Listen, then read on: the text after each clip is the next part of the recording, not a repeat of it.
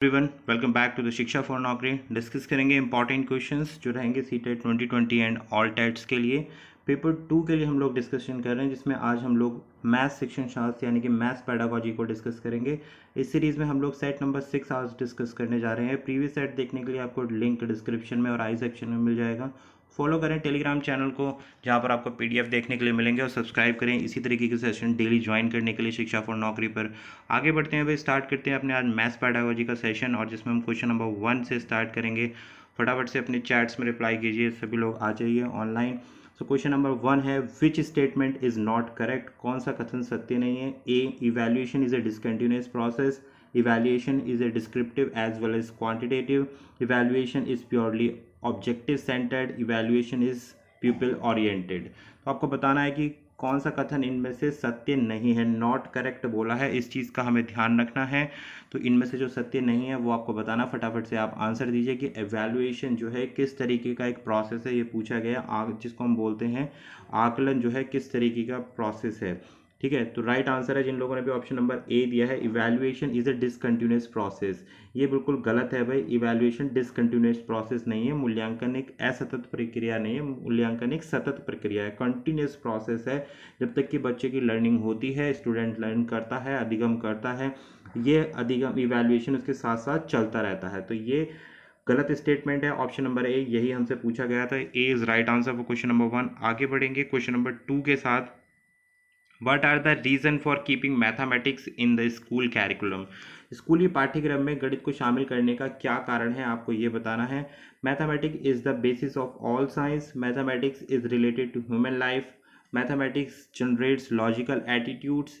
या mathematics, option D बोलता है ऑल दी अबव या ऑल ऑफ दीज। बताएं भाई, क्यों मैथमेटिक्स स्कूल कैरिकुलम में, क्यों बच्चों के लिए मैथमेटिक्स रखा गया है पाठ्यक्रम में, उसका क्या एक बेहतर रीज़न हो सकता है आपकी नज़रों में, ये आपको बताना है। क्वेश्चन नंबर 2 में बताएं क्या होगा करेक्ट आंसर। तो देखिए, जो लोग भी ऑप्शन नंबर डी दे रहे हैं वो बिल्कुल करेक्ट है। ऑल ऑफ दीज, सभी के सभी को क्या है। ए मैथमेटिक्स बोलता है mathematics is the basis of all the science. Mathematics मानव कल्याण जीवन से संबंधित होता है।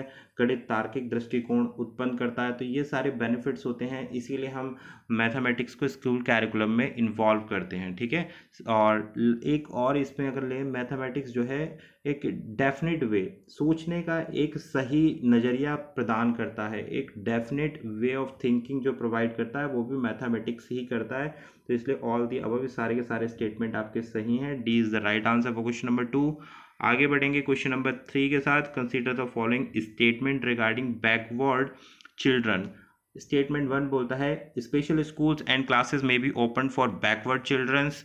Teacher can teach these student with fast speed. Which of the above statement is true? इन दोनों स्टेटमेंट में से आपको बताना है कौन सा स्टेटमेंट ट्रू है। पहला स्टेटमेंट बोलता है पिछड़े बच्चों के लिए विशेष स्कूल और कक्षाएं खोली जा सकती हैं।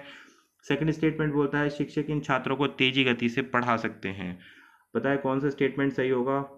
ऑप्शन नंबर ए बोलता है पहला, या दूसरा, दोनों, both 1 and 2 and none of these. बताइए कौन सा करेक्ट आंसर होगा, कौन सा स्टेटमेंट बिल्कुल सही है क्वेश्चन नंबर 3 के लिए। तो देखिए, पहले स्टेटमेंट में बोलता है स्पेशल स्कूल्स एंड क्लासेस में भी ओपन फॉर बैकवर्ड चिल्ड्रन। तो देखिए, ये बिल्कुल सही स्टेटमेंट है कि जितने भी हमारे पास बैकवर्ड स्टूडेंट्स हैं या स्पेशल स्टूडेंट्स हैं, जिनको दिव्यांग बालक बोलते हैं, उनके लिए अलग तरीके के प्रोविजंस होने चाहिए। स्पेशल स्कूल जिसमें उनके लिए फैसिलिटीज़, पढ़ाने के लिए फैसिलिटीज़, रहने के लिए फैसिलिटीज़ होनी चाहिए। तो इस स्टेटमेंट से हम लोग सहमत है। दूसरा बोलता है teacher can teach this student with fast speed. भाई, इस तरीके के बच्चों को आप फास्ट स्पीड यानी कि तेज़ गति से नहीं पढ़ा सकते हैं, क्योंकि इनके जो समझने की क्षमता है वो नॉर्मल बच्चों से कम होती है। तो इसलिए ये स्टेटमेंट जो है गलत हो गया है आपका। तो ओनली 1 यानी कि ऑप्शन नंबर ए बिल्कुल करेक्ट रहेगा क्वेश्चन नंबर 3 के लिए। ठीक है, और बैकवर्ड चिल्ड्रन जो होते हैं वो जो वर्क करते हैं वो धीरे करते हैं, नॉर्मल स्टूडेंट के कंपैरिजन में स्लो वर्क करते हैं। ठीक है, तो इसलिए हम उन्हें तेज गति से नहीं पढ़ा सकते हैं। और स्पेशल स्कूल ओपन करनी चाहिए ऐसे बच्चों के लिए। और teachers should try to understand, बच्चे की साइकोलॉजी को समझना है ऐसे स्कूल्स में, क्योंकि इन बच्चों की साइकोलॉजी को रीड करना और साइकोलॉजिकल जो इनकी स्पीड होती है वो स्लो होती है, इसलिए उनकी साइकोलॉजी को रीड करना बहुत ज़रूरी है। ऑप्शन ए बिल्कुल करेक्ट है क्वेश्चन 3 के लिए। आगे बढ़ेंगे question number 4। Which of the following is not desired characteristics in Van Hiele's model of learning mathematics. बहुत ही इंपॉर्टेंट क्वेश्चन है भाई, क्वेश्चन नंबर 4 जो हम डिस्कस कर रहे हैं। गणित अधिगम के वैन हिले मॉडल में निम्नलिखित में से कौन सा वांछित विशेषता नहीं है? A visualization of figure, B analysis of figure, C reasoning to prove theorems, या डी बोलता है calculation to estimate area and volume of figures. बताइए कौन सा जो है वैन हिले मॉडल्स जो प्रपोज्ड है मैथमेटिक्स के लिए, उसमें मैथमेटिक्स लर्निंग को एक डिज़ायर कैरेक्टरिस्टिक्स नहीं है, ये आपको बताना है। तो राइट आंसर है, देखिए इसमें जो डिज़ायर्ड कैरेक्टरिस्टिक्स नहीं है, option number D calculation to estimate area and volume of figures. इसके बारे में इस मॉडल में, मैथमेटिक्स के इस मॉडल में बात नहीं की गई है। Reason to prove theorems, analysis of figure and visualization of figure इस मॉडल्स, इस लर्निंग मॉडल्स के एक पार्ट हैं, कैरेक्टरिस्टिक्स हैं, बट ऑप्शन नंबर डी इसको सेटिस्फाई नहीं करता है। तो इसलिए क्वेश्चन नंबर 4 के लिए डी बिल्कुल करेक्ट है। जिन लोगों ने भी डी ऑप्शन दिया है बिल्कुल सही है भाई, बहुत अच्छा रिप्लाई किया है। Mathematics is the mirror of civilization and culture statement दिया गया है। Who said this statement? Mathematics जो है मिरर और सिविलाइजेशन का एक कल्चर है, ये किसने? गणित सभ्यता और संस्कृति का दर्पण है। कथन किसने लिखा है ये आपको बताना है। ऑप्शन नंबर ए लॉक ने लिखा है, डटन ने लिखा है, हॉकबेन ने लिखा है, ये बेकॉन ने लिखा है। बताएं भाई कौन से ऐसे मैथमेटिशियन है जिन्होंने ये स्टेटमेंट दिया है कि जो गणित है सभ्यता और संस्कृति का दर्पण है, ये आपको बताना है। तो राइट आंसर है भाई ऑप्शन नंबर सी, ये स्टेटमेंट दिया गया है हॉकबेन के द्वारा, जिन्होंने बोला है गणित सभ्यता और संस्कृति का दर्पण है। और ये ग्रेट स्कॉलर्स थे, मैथमेटिशियन थे, जिन्होंने ये बोला था मैथमेटिक्स के बारे में। तो C is the right answer for question number 5। आगे बढ़ेंगे क्वेश्चन नंबर 6 के साथ। Heuristic method was originated by. Heuristic विधि डैश द्वारा उत्पन्न की गई थी। जो ह्यूरिस्टिक मेथड्स हैं वो किसके द्वारा उत्पन्न किया गया था? ऑप्शन नंबर ए हॉकबेन के द्वारा, बी H.E. आर्मस्ट्रॉन्ग के द्वारा, सी लॉक द्वारा, या डी बेकॉन द्वारा। ये भी बहुत अच्छा क्वेश्चन है भाई। ह्यूरिस्टिक मेथड बहुत ही आपने अपने टीचिंग एग्जामिनेशन में ह्यूरिस्टिक मेथड के बारे में ज़रूर पढ़ा होगा। यहाँ से क्वेश्चन बनते हैं ह्यूरिस्टिक मेथड में, CDP में क्वेश्चंस पूछे जाते हैं। तो राइट आंसर है जो ह्यूरिस्टिक मेथड जिन्होंने प्रपोज किया है ये थे हमारे पास option number B H.E. Armstrong जो थे, इन्होंने ह्यूरिस्टिक मेथड के बारे में बात की थी। तो B is the right answer for question number 6। जिन लोगों ने अभी बी दिया है बिल्कुल सही आंसर है। क्वेश्चन नंबर 7 डिस्कस करते हैं। विच method of teaching is suitable used to teach mathematics for the following situation? A to give mathematical information, B to introduce the new topic or lesson to new points of mathematics, या फिर 3 statement बोलता है to give the information regarding historian development of mathematics. गणित सूचना देता है, नए विषयों या पाठ तथा गणित के नए बिंदुओं को पेश करना। गणित एक ऐतिहासिक विकास के बारे में जानकारी देता है।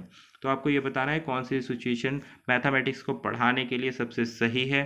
तो ऑप्शन ए बोलता है प्रोजेक्ट मेथड, बी बोलता है लेक्चर मेथड, सी बोलता है प्रॉब्लम सॉल्विंग मेथड, और डी कहता है नन ऑफ द अबव। बताएं भाई क्या करेक्ट आंसर होगा क्वेश्चन नंबर 7 के लिए। Which method of teaching is suitable to teach mathematics. 3 situations दी गई हैं, 3 कंडीशन दी गई हैं कि गणित सूचना भी दे रहा है, नए विषय पाठ के लिए नए बिंदु पेश कर रहा है, ऐतिहासिक विकास के बारे में भी जानकारी दे रहा है। तो ये कौन से मेथड के थ्रू आप बच्चों को बहुत अच्छी तरीके से समझा पाएंगे, इसका बेस्ट मेथड क्या होगा? तो राइट आंसर है भाई ये मेथड होगा लेक्चर मेथड। इस लेक्चर विधि के द्वारा आप इस तरीके के तीनों स्टेटमेंट को बहुत अच्छी तरीके से डिलीवर कर सकते हैं, क्लास में बच्चे को समझा सकते हैं। तो lecture method is suitable for this situation. B is the right answer for question number 7। आगे बढ़ेंगे क्वेश्चन नंबर 8 के साथ। In an elementary class a student commit mistake in multiplication of number in the way as 4 into 1 is equal to 5 and 5 into 1 is 6. What type of remedial teaching program should be planned? देखिए एक प्राथमिक कक्षा के बारे में बात हो रही है। एक छात्र ने 4 को 1 से गुणा करने पर 5 लिखा है, 5 को 1 से गुणा करने पर 6 लिखा है। इस संख्याओं के गुणन में गलती करता है। किस प्रकार के उपचारात्मक शिक्षण कार्यक्रम की योजना बनाई जानी चाहिए जिससे कि वो इस तरीके के मिस्टेक दोबारा ना करे? तो उसको जो रेमेडियल टीचिंग दी जा रही है तो उसके लिए क्या कार्यक्रम होना चाहिए? Option number A use visual presentation in shapes, more and more practice, C estimation, या डी ऑल दी अबव। बताया भाई किस तरीके के कौन से ऑप्शन का आप इस्तेमाल करेंगे इस तरीके की प्रॉब्लम सॉल्व करने के लिए। अगर आपके पास एक ऐसा छात्र है जो मल्टीप्लिकेशन में बार बार मिस्टेक्स कर रहा है, गलतियां कर रहा है, तो उसको रेमेडियल कैसे देंगे? देखिए ज़्यादा से ज़्यादा मैथमेटिक्स हमेशा प्रैक्टिस पर जोर देता है, तो B is the right answer. More and more practice, अधिक से अधिक अभ्यास करे, तभी अभ्यास से ही उसकी ये सारी जो गलतियां हैं रेमेडियल टीचिंग में आप अभ्यास उसको एक्सरसाइज दें इस मल्टीप्लिकेशन के रिगार्डिंग, जिससे कि वो अपनी प्रॉब्लम को सॉल्व कर सके। आगे बढ़ते हैं भाई नेक्स्ट क्वेश्चन पे। क्वेश्चन नंबर 9 है, स्टेटमेंट बोलता है निबंध प्रतियोगिता के आयोजकों ने यह निर्धारित किया कि विजेता को ₹100 का पुरस्कार मिलेगा, जो प्रतिभागी जीत नहीं पाए उन्हें ₹25 का पुरस्कार मिलेगा। कुल पर स्कोर राशि जो वितरित की गई वह ₹3000 है। यदि प्रतिभागियों की कुल संख्या 63 है तो विजेता की संख्या ज्ञात कीजिए। तो ये हमारा क्वेश्चन है। इस गणितीय संकुलता की जांच करने के अलावा शिक्षक विद्यार्थियों के साथ चर्चा करते हुए इस प्रश्न के माध्यम से किन मूल्यों को विकसित कर सकते हैं। भाई ये इस पूरी कंडीशन दी है कि जो जीतेगा उसको ₹100 मिलेंगे, जो नहीं जीतेगा उसे 25 मिलेंगे, और टोटल जो हमारे पास अमाउंट है वो 3000 है। कुल प्रतिभागियों की संख्या 63 है, तो विजेता की संख्या ज्ञात करनी है हमें। तो ये जो स्टेटमेंट है इससे बच्चे क्या चीज़ कौन सी वैल्यूज़ को डेवलप कर सकते हैं।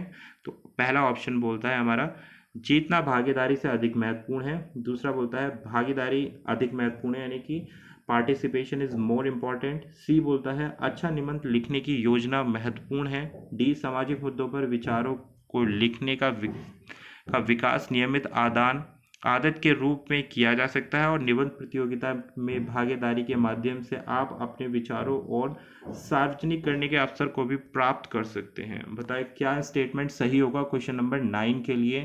थोड़ा सा लेंदी क्वेश्चन है बट इंटरेस्टिंग क्वेश्चन है कि भाई निबंध प्रतियोगिता है, ऐसे राइटिंग है जिस पर ₹100 इनाम मिल रहा है, ₹25 जो नहीं जीत रहा उसको मिल रहा है। तो इस तरीके से आप क्या चीज़ की नैतिक मूल्यों को विकसित कर सकते हैं।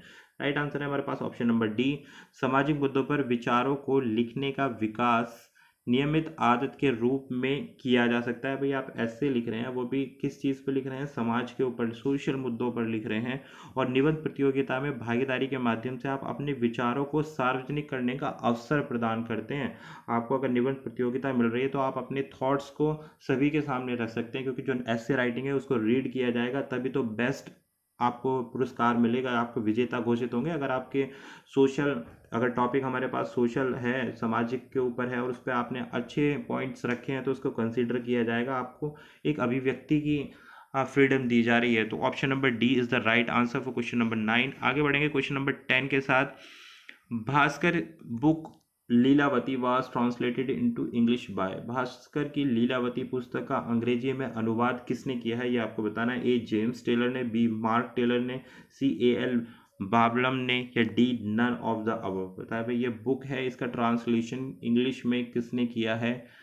करेक्ट आंसर आपको देना है, फटाफट से बताइए। जो भास्करा बुक ऑफ लीलावती है, तो राइट आंसर है भाई, जिन लोगों ने भी ऑप्शन नंबर डी दिया है वो बिल्कुल करेक्ट है। इसमें से कोई भी नहीं है जिन्होंने इसका ट्रांसलेशन किया है। D none of the above. जो Lilavati is a Indian mathematician है, और ये जो मैथमेटिशियन है, और ये जो बुक है जो लिखी गई है, ये लिखी गई है भाई 1150 में। काफ़ी इंपॉर्टेंट है, काफ़ी इंटरेस्टिंग क्वेश्चन है भाई। और ये बुक लिखी गई है 1150 में, और किस चीज़ पर लिखी गई है, मैथमेटिक्स में जो अर्थमेटिक होता है हमारा, उस पर लिखी गई है ये बुक। ठीक है, ये और जो लीलावती है ये इन्होंने ट्रांसलेट किया है कॉन्सिडर्स इन 1857 में। ठीक है, ये हुआ हमारा 5787 में, 1587 में, सॉरी। ठीक है भाई, तो ये इसका राइट आंसर है डी। इनमें से कोई सा भी ऐसा नाम नहीं है जिन्होंने इस बुक को, लीलावती को ट्रांसलेट किया है। ठीक है, क्लियर है भाई। तो राइट आंसर हमारे पास रहा है option number D for the question number 10। I hope आपको ये क्लियर हुआ होगा। तो ये थे हमारे आज के इंपॉर्टेंट 10 क्वेश्चंस जो मैथमेटिक्स पैडागोजी पर बेस किए थे। अगर आपको अच्छा लगा हो, वीडियो सेशन पसंद आया और इसी तरह के सेशन ज्वाइन करने हैं तो सब्सक्राइब कीजिए शिक्षा फॉर नौकरी को। This was Abhishek Tyagi. Don't forget to follow on Telegram channel, वहाँ PDF आपको देखने के लिए मिलेंगे।